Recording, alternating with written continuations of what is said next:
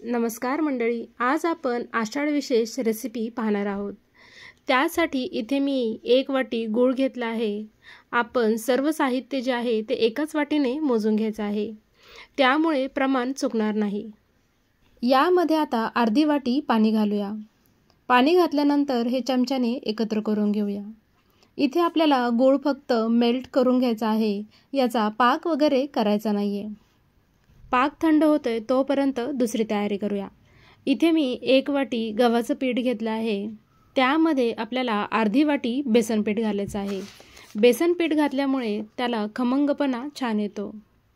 विलायची आणि बडीशोप घेतली आहे, इथे आपल्याला ती मिक्सरमध्ये बारीक करून घ्यायची आहे। मिक्सरमध्ये बारीक करताना इथे मी 1 चमचा साखर घातली होती, त्यामुळे ती लवकर बारीक होण्यास मदत होते। नंतर ती चाळून घेतली आहे। आता चाळून घेतलेली जी पावडर आहे ती या पिठामध्ये घालायची आहे। इथे मी बडीशोप ओबडधोबड कुटून घेतली आहे। थोडंसं मीठ घालायचं। गोडाच्या पदार्थात थोडंसं मीठ घातलं ना, त्यामुळे चव अगदी छान लागते। सुंठ पावडर घालायची आहे। आता अगोदर हे सगळे कोरडे जिन्नस जे आहेत ते चमच्याने मिक्स करून घ्यायचे आहेत। आता आपल्या कापण्या खुसखुशीत होण्यासाठी सर्वात महत्त्वाचं साहित्य म्हणजे तूप। इथे मी साधारण 2 चमचे तूप घेतलेलं आहे। तुम्ही पाहिलंच असेल, इथे मी घट्ट तूप घेतलेलं आहे, वितळून तूप घेतलं नाही। वितळून जर तूप घेतलं ना तर प्रमाण चुकू शकतं। आता हे जे तूप आहे सर्व पिठाला व्यवस्थित चोळून घ्यायचं आहे। यालाच मोहन लावणे सुद्धा म्हणतात। असं पिठाला तूप चोळून घेतलं ना तर कापण्या अगदी खुसखुशीत होतात। पिठाचा असा मुटका तयार झाला पाहिजे, म्हणजे तुपाचं प्रमाण अगदी व्यवस्थित आहे असं समजावं। पिठाच्या प्रत्येक कणाला आपण आता तूप लावून घेतलेलं आहे। यामध्ये थंड झालेलं जे गुळाचं पाणी आहे ते घालूया। इथे मी सर्व गुळाचं पाणी यामध्ये घालून घेतलेलं आहे। आता सर्व मिश्रण एकत्र करून घेऊया। मिश्रण थोडंसं इथं मला पातळ वाटत आहे, त्यामुळे साधारण पाऊण वाटी इथे मी गव्हाचं पीठ यामध्ये घातलं आहे आणि छान असं एकत्र करून घेतलं आहे। पीठ जर तुम्हाला पातळ वाटत असेल तर त्यामध्ये तुम्ही कोरडं पीठ घालू शकता, किंवा पीठ जर घट्ट वाटत असेल तर त्यामध्ये थोडंसं पाणी घालून तुम्ही हे मळून घेऊ शकता। पण पाणी घालताना बेतानेच घाला। चमचाभर किंवा 1.5 चमचा तुम्ही पाणी घालू शकता, यापेक्षा जास्त घालू नका। इथे मी छान घट्टसर असा गोळा मळून घेतलेला आहे। या पिठाला ना जास्त वेळ ठेवायचं नाही, नाहीतर हे पीठ कडक होऊ शकतो, कारण आपण यामध्ये गूळ तूप घातलेलं आहे आणि त्यामुळे हे पीठ कडक होऊ शकतं। त्यामुळे लगेच याच्या कापण्या तयार करून घ्यायच्या आहेत। पीठ छान मळून घेतल्यानंतर याचे असे उंडे करून घेतलेले आहेत। आता लगेच हे पीठ लाटून घेऊया। हे पीठ लाटायला थोडंसं जड जाऊ शकतं, कारण हे पीठ आपण घट्टसर असं मळून घेतलेलं आहे। लाटताना कडा ज्या आहेत त्या थोड्याशा फाटल्यासारख्या होतात, पण काही हरकत नाही।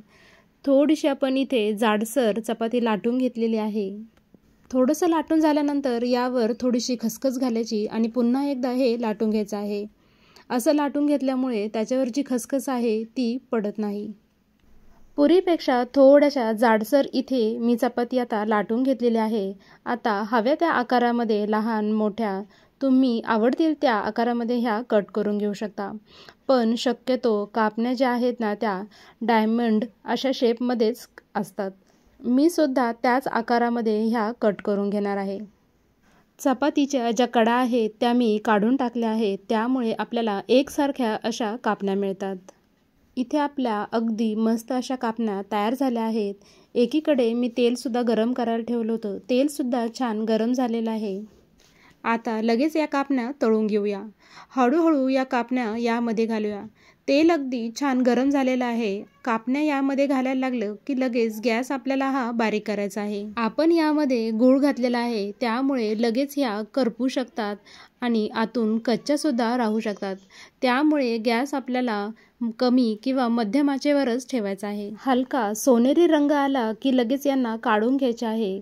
आपण यामध्ये गूळ तूप घातलेलं आहे, त्यामुळे या कापण्या जरी काढल्या तरी याची कुकिंग प्रोसेस नंतर थोडीशी चालू राहते, त्यामुळे हलका सोनेरी रंग आला की लगेच ह्या काढून घ्यायच्या आहेत। कापण्या तळून झाल्यानंतर अशा चाळणीवर घालायच्या, म्हणजे एक्स्ट्रा तेल निघून जातं। याच पद्धतीने आपण सर्व कापण्या इथे तयार करून घेतलेल्या आहेत। इथे आपल्या अगदी मस्त अशा खुसखुशीत कापण्या तयार झालेल्या आहेत। इथे एक गोष्ट लक्षात ठेवायची आहे, कापण्या तळताना कधी पण त्या कमी गॅसवर तळा, त्यामुळे त्या खुसखुशीत होतात. थंड झाल्यानंतर डब्यामध्ये भरून ठेवायच्या. इथे अगदी मस्त बिस्किटांपेक्षाही खुसखुशीत, तोंडात टाकताच विरघळणाऱ्या आषाढ स्पेशल कापण्या तयार झाल्या आहेत. रेसिपी थोडी जरी आवडली असेल तर नक्की लाईक, शेअर आणि सबस्क्राईब नक्की करा.